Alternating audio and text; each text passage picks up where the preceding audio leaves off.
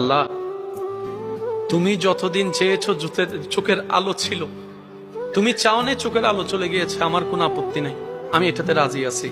কারণ আমার দেখাটাও তোমার হুকুম, আমার না দেখাটাও তোমার হুকুম। আর বান্দার কাজ হচ্ছে রবের হুকুমে সব সময় রাজি থাকা। আল্লাহ, আমি আমার জায়গা থেকে সন্তুষ্ট। কিন্তু এখানে আল্লাহ একটু ঘটনা ঘটেছে। ওদের দাবি দেবতা আমাকে অভিশাপ দিয়েছে।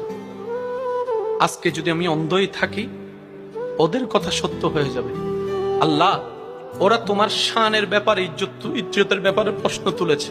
আল্লাহ, ওরা তোমার নবীকে মিথ্যা প্রমাণিত করতে চাচ্ছে আমার চোখের আলো চলে যাওয়ার কারণে।